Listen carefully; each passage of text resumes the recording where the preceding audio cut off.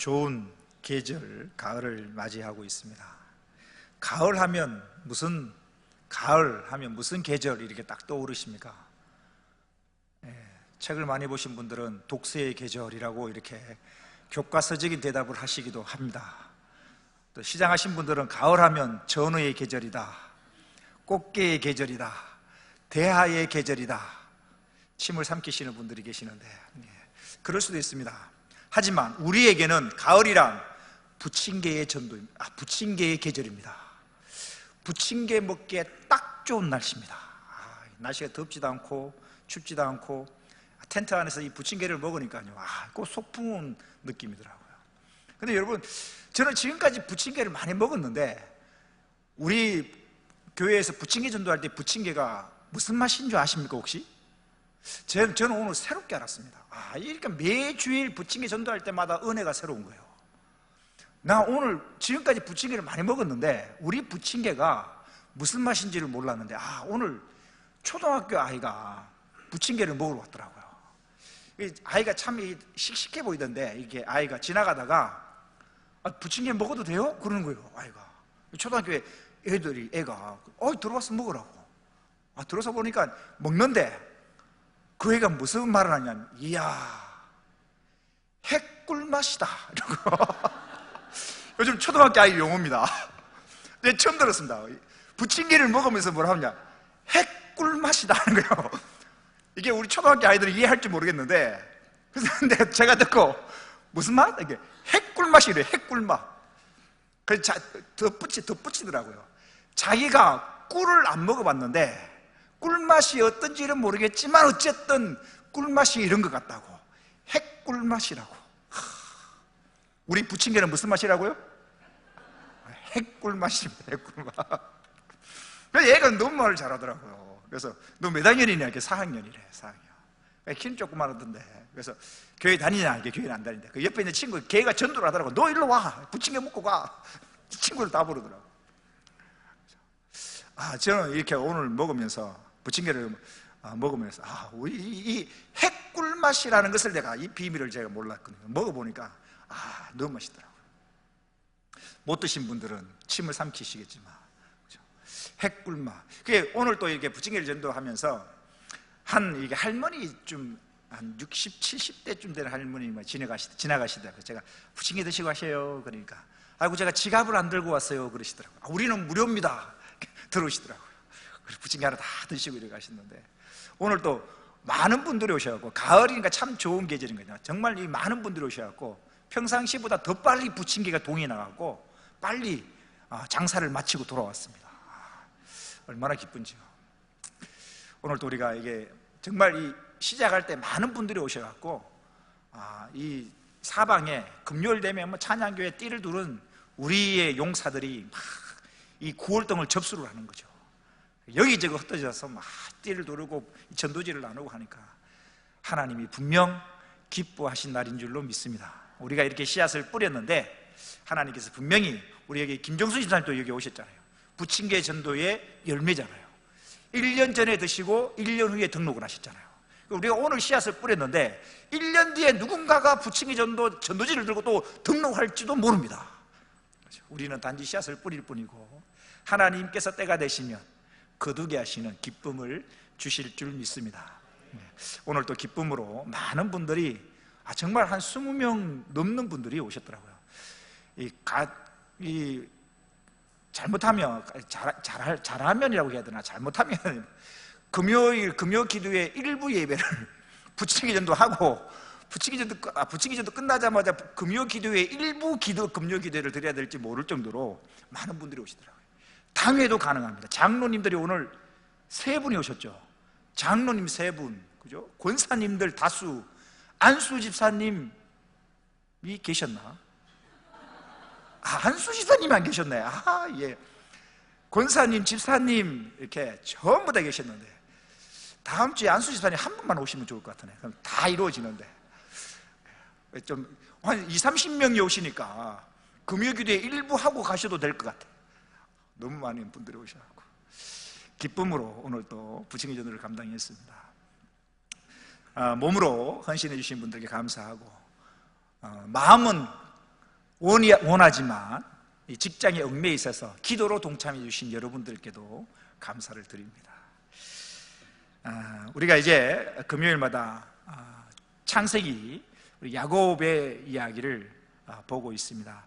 야곱의 어머니 리브가는 우리가 이 야곱 이야기를 하면서 제가 안 하고 넘어갔습니다만, 부모된 우리가 이 자녀들도 있습니다만, 부모된 우리가 참 자녀 교육을 잘해야 됩니다.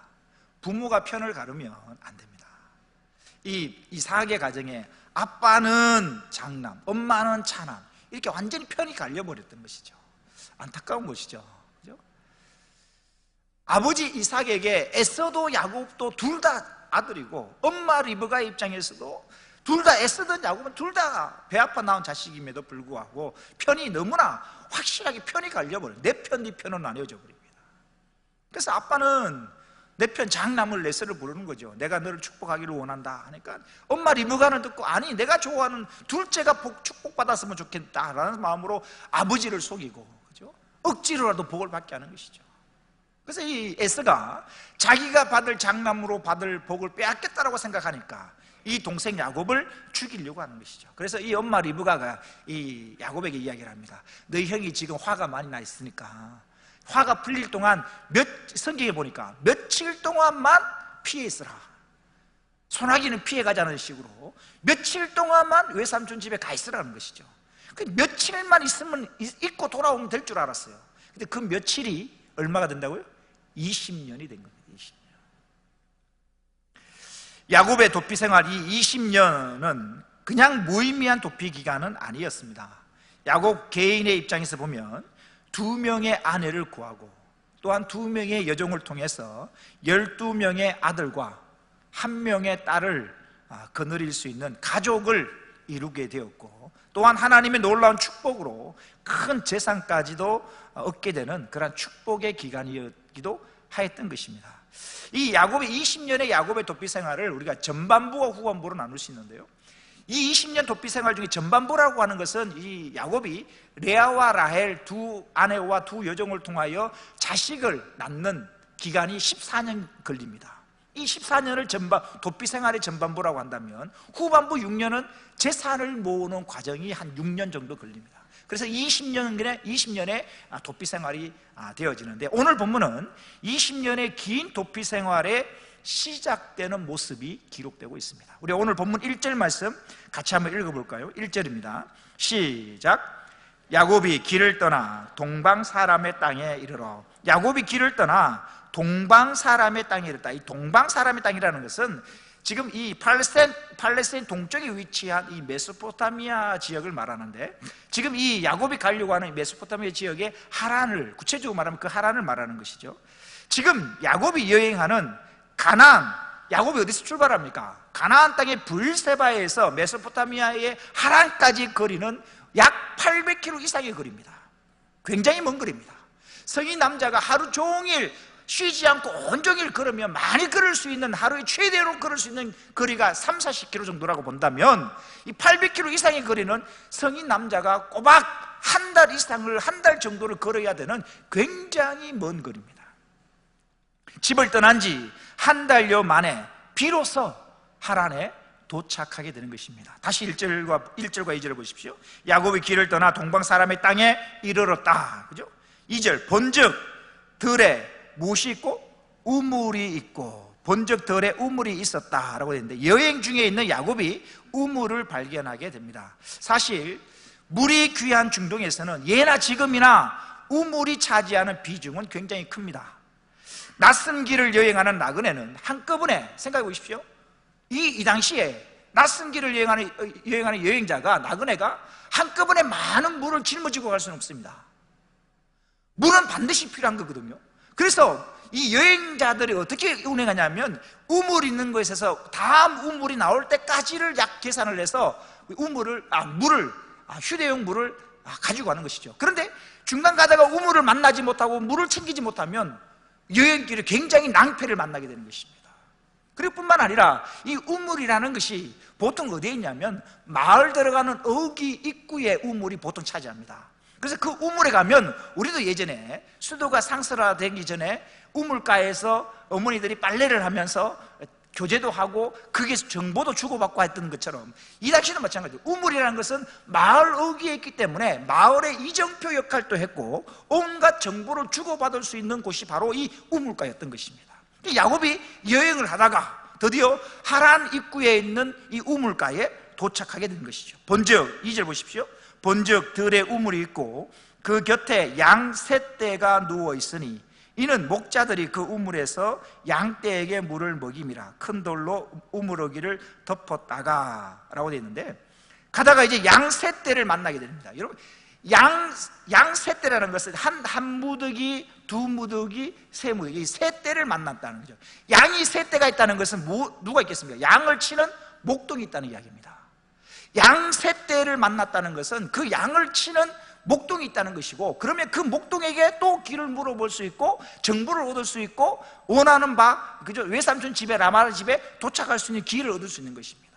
그렇게 양떼를 만나게 되죠. 그래서 3절 보시면 모든 떼가 모이면 그들이 우물 아귀에서 돌을 옮기고 그 양떼에게 물을 먹이고는 우물 아귀 그 자리에 다시 그 돌을 덮더라.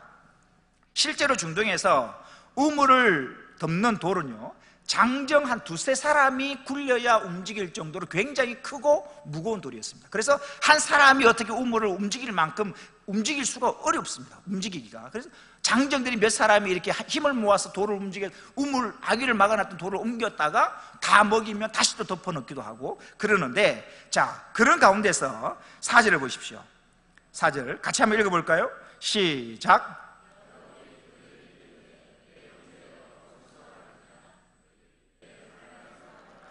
야곱이 그들에게 이르되 내 형제여 어디서 왔느냐? 그들이 이르되 어디에서?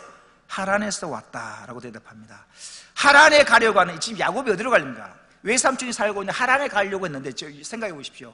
가나안 땅의 브엘세바에서 먼 메소포타미아에 800km 이상 떨어진 곳에 있는 외삼촌 집에 가는데, 그 하란에 가려고 하는데 드디어, 그죠?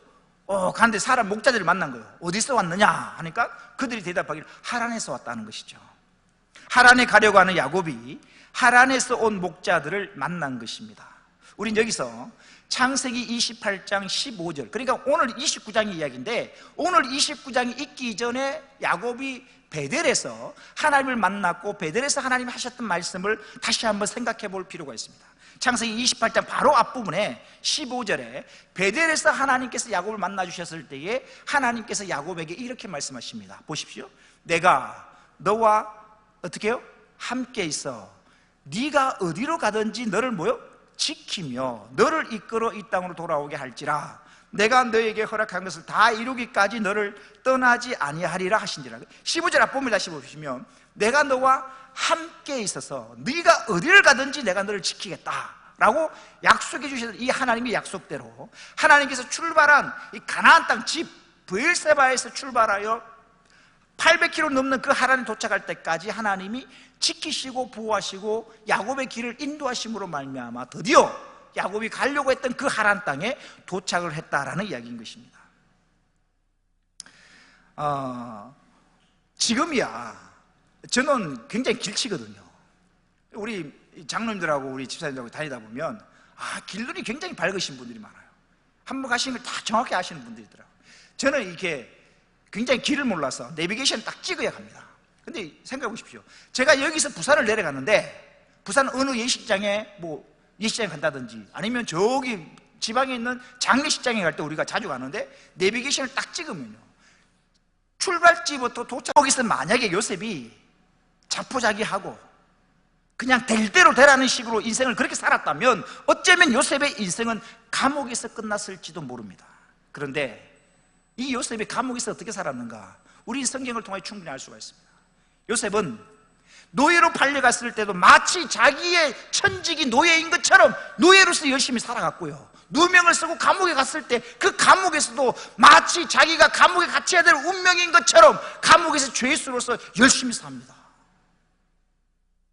그래서 간수장에게 인정을 받게 되죠. 그래서 감옥에 들어온 신분 높은 사람들을 수발을 드는 그런 위치에 오르게 되는 것입니다. 결국 그 감옥에서 술 맡은 관원장을 만나게 되고 술 맡은 관원장의 꿈을 해석해 줌으로 말미암아 나중에 바로의 꿈까지 해석해 주고 결국 그것이 애굽의 총리까지 세워지게 되었다는 사실입니다. 요셉은 하루아침에 총리가 된 것이 아니라 한 걸음씩 한 걸음씩 하나님께서 인도하셨고 결국 나라와 민족을 살리는, 열방을 살리는 총리로 세우셨다는 사실입니다. 다시 야곱을 한번 보십시오. 야곱의 인생도 마찬가지입니다. 하나님은 야곱의 인생을 브엘세바에서 한 걸음씩 한 걸음씩 하루하루를 인도하셔서 결국 하란의 목자들을 만나게 하셨고 하란에 도착하게 하셨다는 사실입니다. 우리네 인생을 한번 돌아볼까요? 우리 사랑하는 성도 여러분, 여기까지 이르기까지, 여러분 오늘 이 모습을 이루기까지 하나님께서 하루하루 한 걸음 한 걸음 인도하셔서 결국 이 자리까지 오게 된 줄로 믿습니다. 그 가운데, 여기까지 오는 가운데 많은 시행착오도 겪기도 하였지만 하루하루의 발걸음을 인도하셔서 하나님께서 결국 우리를 오늘 이 모습으로 이르게 하셨다라는 사실입니다. 그러니 성급하게 생각하지 마십시오. 하나님은 한 걸음씩 인도하시는 분이십니다. 그러나 우리가 여기서 한 가지 생각할 것이 있습니다. 다시 우리가 요셉을 생각해 보아야 합니다. 형들에 의해서 노예로 팔렸을 때 만약 요셉이 노예로서 열심히 살지 않았다면, 자신의 신세를 한탄하고 형들이 나를 노예로 팔아는 것에 분노를 가지고, 적개심을 가지고, 분노를 가지고 그렇게 미워하면서 마지못해 자신의 인생을 저주하면서 그렇게 살았다면 주인 눈에 들 수 없었을 것이고 주인에게 인정받지 못했을 것이고 그는 그저 그렇게 노예로 살다가 생이 끝났을 것일지도 모릅니다. 또 누명을 쓰고 억울하게 감옥에 들어가게 되었지만 그 감옥에서 이 요셉이 마찬가지죠. 사실 신세 타령이나 하고 억울하다 생각하고 땅만 치고 원망하고 불평하고 살았다면 그는, 요셉은 그냥 감옥에서 이름도 없이 그냥 그렇게 사라졌을지도 모릅니다. 하지만 요셉의 삶은 그렇지 않았습니다. 노예로 팔렸습니다. 억울하겠죠. 얼마나 억울합니까? 아버지 사랑을 받는 자유인의 신분의 아들로서 하루아침에 외국에 노예로 팔렸으니 신세가 얼마나 한탄합니까? 그럼에도 불구하고 그는 노예로서 열심히 삽니다. 주어진 환경 속에서 최선을 다합니다. 그래서 주인으로부터 인정을 받게 됩니다. 노예였지만 가정 총무가 되는 것입니다. 누명을 쓰고 감옥에 갔을 때를 보십시오. 하나님이 살아계신다면, 공의 하나님이 살아계신다면 어찌하여 이런 누명을 쓸 수 있느냐? 땅을 치고 원망할 수 있겠지만 요셉은 누명을 쓰고 감옥에 갔음에도 불구하고 그 감옥에서 어떻게 사는가? 감옥에서도 열심히 삽니다. 감옥에서도 성실하게 삽니다. 그것을 알 수 있는 것이 감옥을 지키는 사람이 이 요셉을, 그죠?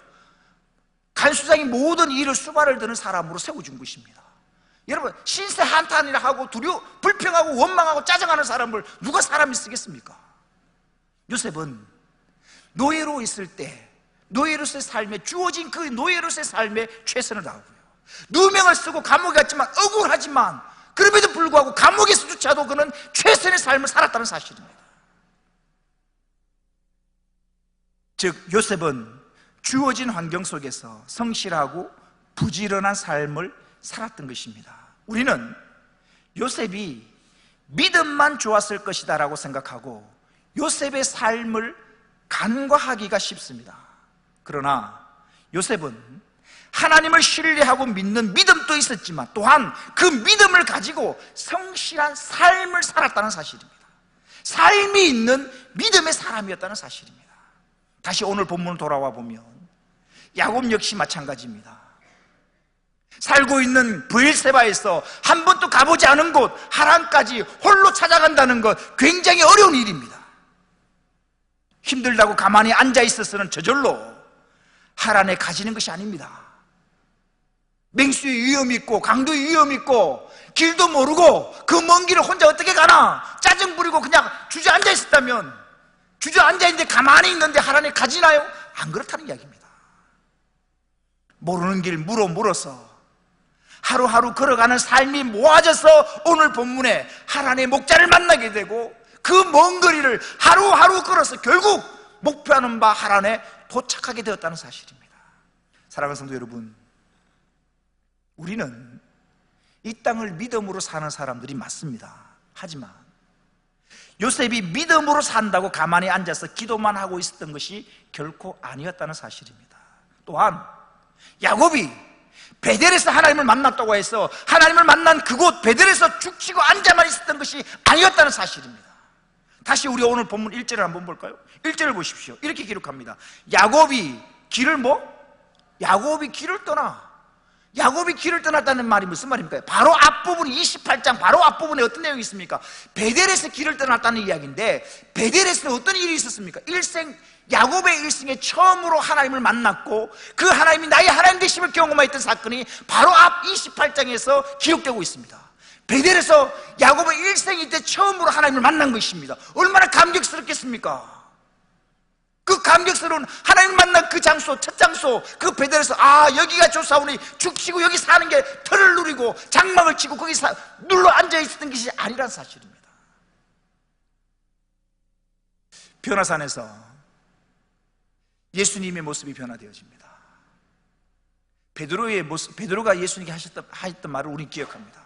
예수님이 변화되어지고 변화산의 모세와 엘리야와 예수님이 대화를 나누는 모습 보고 베드로가 뭐라고 얘기를 합니까? 주여, 이것이 조사오니 내가 장막을 3개 짓겠사오니, 하나는 주를 위하여, 하나는 모세를 위하여, 하나는 엘리야를 위하여 내가 장막을 짓겠사오니 여기에 있읍시다, 여기 장막을 치고 여기 삽시다라고 이야기를 합니다. 그러나 우리 그리스도인들 그런 사람들이 아닙니다. 은혜 받았다고 교회에서 머물러 있는 사람들이 아닙니다. 우리는 세상으로 나가야 할 사람들입니다. 교회 안에서 은혜를 받고 썩어가는 세상에 가서 소금의 역할을 해야 되고, 교회 안에서 은혜를 받고 어두워져가는 세상을 향하여 빛의 역할을 감당해야 되는 사람이 저와 여러분인 줄로 믿습니다. 야곱은 1절에 길을 떠났다, 중요한 단어입니다. 베델에서 일생일 때 하나님을 처음 만난 것입니다. 그곳을 떠나고 싶지 않았겠죠. 만약에 이 야곱이 베델에서 하나님을 만났다고 베델에 죽치고 있었다면 결코 하나님에 도착할 수가 없습니다. 베델에서 하나님을 만난 그 감격을 가슴에 담고 떠나고 싶지 않고 발걸음 떠나지 않는다 할지라도 목적지 하나님을 향하여 길을 떠나야만 하는 것입니다. 사랑하는 성도 여러분, 우리는 순례자입니다. 믿음을 가지고 살되 주어진 하루하루의 삶에 최선을 다해야 되고 성실하게 사는 삶이 필요합니다. 그렇게 최선을 다한 하루하루의 삶이 모여져서 결국 우리가 목표로 하는 본향에 이르게 될 것입니다. 기억하십시오. 하나님은 우리를 한 걸음씩 인도하십니다. 우리 여기 중고등부 아이들도 있고 청년부도 있는데 공부하는 학생들입니다. 평상시 공부 하나도 안 하고 다 놀다가 시험 기간에 딱 공부한다고 성적이 쫙 오르나요? 결코 그렇지 않습니다. 좋은 성적을 얻으려면 매일 하루하루 꾸준히 공부함이 있어야 됩니다. 그래야 시험 치를 때 당황하지 않을 수 있습니다. 하나님도 마찬가지입니다. 우리의 인생을 한 걸음씩 인도하신다는 사실, 하루하루 한 시간 한 시간을 인도하신다는 사실입니다. 출애굽기 13장 21절에서 22절을 보면 하나님께서 이스라엘 백성들을 인도하시는 모습이 정확하게 표현되고 있습니다. 보십시오. 여호와께서 그들 앞에서 가시며 낮에는 구름 기둥으로 그들의 길을 뭐하시고, 낮에는 구름 기둥으로 인도하시고 밤에는 불기둥을 그들에게 비추사 낮이나 밤이나 진행하게 하시니 낮에는 구름 기둥, 밤에는 불기둥이 백성 앞에서 떠나지 아니하니라. 이 말이 무슨 말이냐면, 광야에서 하나님께서 모세에게 약도를 주시면 됩니다. 아니면 하나님께서 내비게이션 딱 주시면 됩니다. 야, 모세 찾아와, 한 달 뒤에 여기서 만나자 하면 될 텐데, 하나님은 약도를 주시고 한 달 뒤에 만나라는 것이 아니라 하루하루 인도하십니다. 낮에는 구름 기둥으로 인도하시고 밤에는 불 기둥으로 인도하셔서 하루하루 매 순간순간 매 시간 주님이 그들을 인도하십니다. 그렇게 한 달 중에 29일 동안 내 마음대로 살다가 하루 동안 하나님의 인도함을 받는 게 아니라 매일 매 순간순간 매 시간 하나님의 인도함을 받는 것입니다. 그렇게 하루가 모여서 40년이 되는 것입니다. 두 걸음 앞이 보이지 않는다고 두려워하지 마십시오.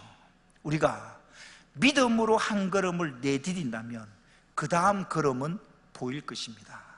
하나님은 우리를 한 걸음 한 걸음씩 인도하심을 기억하여서 주어진 하루의 삶에 당연히 믿음으로 살아야 하겠지만 또한 성실함으로, 부지런함으로, 신실함으로 살아갈 수 있는 저와 여러분이 되시기를 주의 이름으로 축원합니다. 하나님은 요행을 주시지 않습니다. 요행을 바라는 것은 그리스도인의 삶이 아닙니다. 오늘 본문, 이 본문 여러분 간단한 것처럼 보이지만 1절 말씀 야곱이 길을 떠났다. 그리고 4절 말씀 야곱이 그들에게 이르되 내 형제 어디서 왔느냐 그들이 이르되 하란에서 왔노라. 길을 떠났어. 여러분 길을 떠났다고 되어 있지만 이 얼마나 많은 과정들이 있었겠습니까? 그 하루하루 더위와의 싸움, 맹수와의 싸움, 강도의 위험을 무릅써가면서 길을 떠나는 하루하루 주님과 동행하는 그 삶이 모여서 결국 원하는 바 목표에 도달하게 되었다는 사실입니다. 그리스도인은 요행을 바라며 사는 사람들이 아닙니다. 주어진 하루하루를 믿음을 가지고 살되 최선을 다하고 성실하게, 신실하게, 남들보다 더 부지런하게 살아야 되는 것을 오늘 본문을 통하여 발견할 수 있는 것입니다. 다시 본문 4절을 보십시오. 야곱이 그들에게 이르되 내 형제여 어디서 왔느냐 그들이 이르되 하란에서 왔노라. 5절입니다. 야곱이 그들에게 이르되 너희가 나홀의 손자 라반을 아느냐 그들이 이르되 아노라.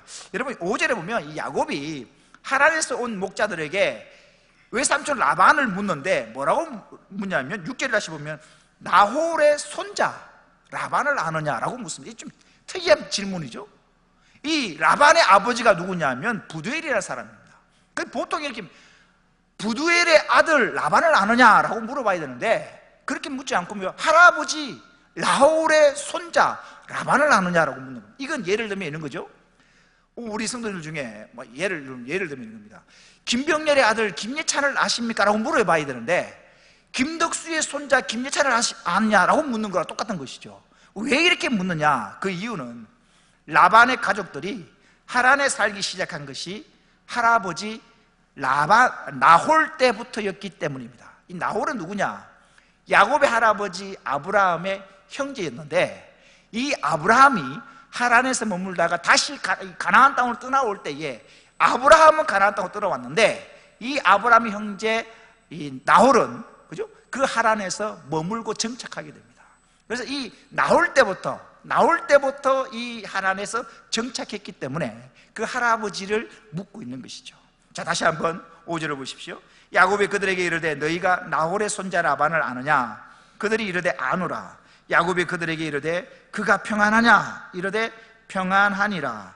그의 딸 라헬이 지금 양을 몰고 오느니라. 지금 우리 성경은 이렇게 번역을 안 하고 빼버린 번역인데 히브리어 원어를 보면 6절 다시 보시면 야곱이 그들에게 이르되 그가 평안하냐 이르되 평안하니라. 그 다음에 단어가 있습니다. 그러자 보라 라는 단어가 있습니다. 그러자 보라 그의 딸 라헬이 지금 양을 몰고 오느니라. 이 말은 지금 목자들과 야곱이 한창 라반의 집안에 대해서 이야기를 주고받고 있는데 그때 때마침 누가 온다고요? 라반의 딸 라헬이 저기서 양을 몰고 오는 것입니다. 그래서 마침 그의 딸 라헬이 지금 양을 몰고 저기서 온다라고 이야기를 하고 있는 모습을 볼 수가 있습니다. 하나님께서 브엘세바에서 800km 이상 떨어진 이곳 하란까지 야곱을 한 걸음 한 걸음 하루하루를 인도하셨습니다. 그래서 결국 하란의 목자들을 만났고 드디어 외삼촌 라반의 딸 라헬을 만나는 장면이 오늘 본문에 기록되고 있는 것입니다. 말씀을 마칠까 합니다. 오늘 말씀에서 우리가 두 가지가 아니라 한 가지만 기억하면 됩니다. 오늘 말씀에서 오늘 본문에 보면 브엘세바를 떠난 야곱이 드디어 하란에 도착하는 장면이 기록되고 있는데요, 성경에 다 기록되어지지는 않았지만 집을 떠난 이후로 야곱은 매일 하나님이 예비하신 사람들을 만났을 것입니다. 브엘세바 집을 떠나서 하란까지 가는 순간, 집을 떠나는 순간부터 하나님은 야곱을 홀로 내버려 두지 않았습니다. 집을 떠나는 순간부터 누군가를 만나게 하시고 그 누군가로부터 길을 듣게 하고 그 누군가 만나게 하신 그 하나님이 예비하신 사람을 만남으로 말미암아 하루를 가게 됩니다.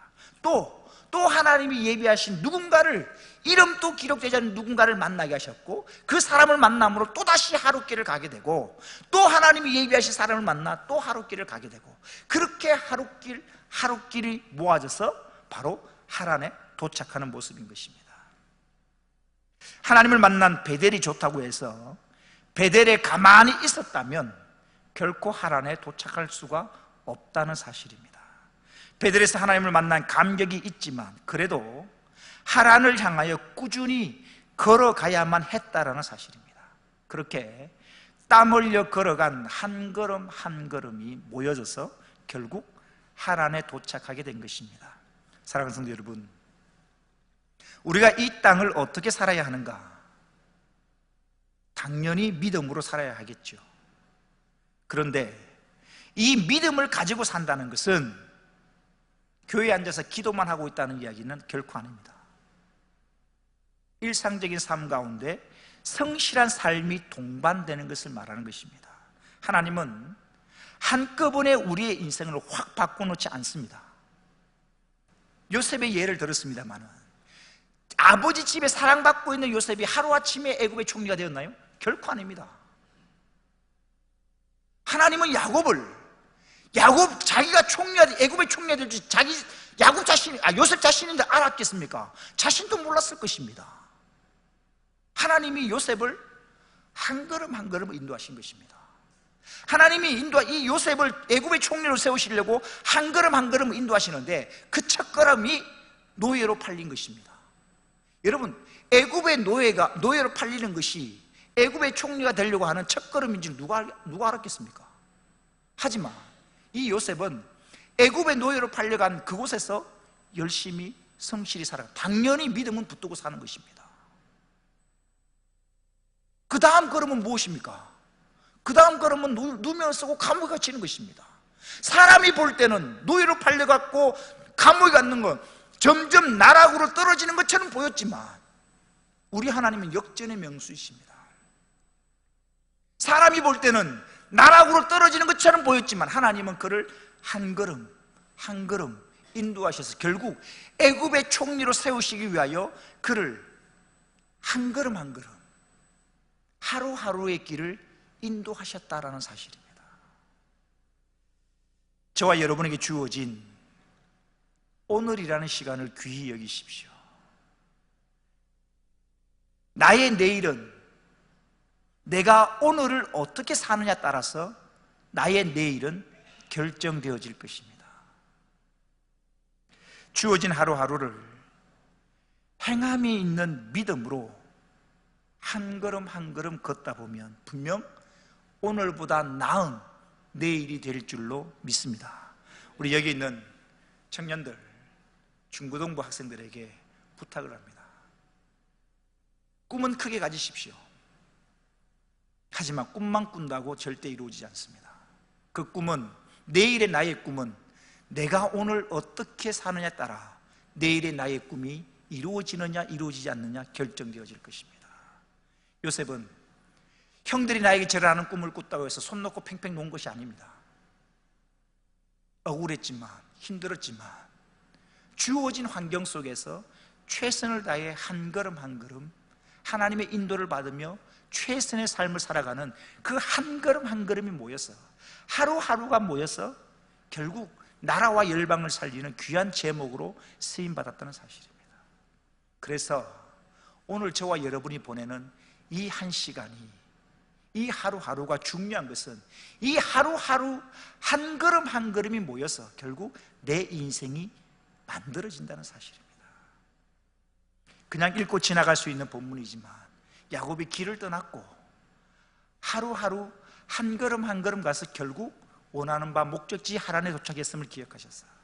저와 여러분에게 주어진 하루의 시간, 그 하루의 시간을 당연히 믿음을 가지되 주어진 최선의 시간으로, 최고의 시간으로 만들어서 성실하게 부지런하게 살아가서 오늘을 준비하여 보다 나은 내일을 만들 수 있는 저와 여러분 되시기를 주의 이름으로 축원합니다.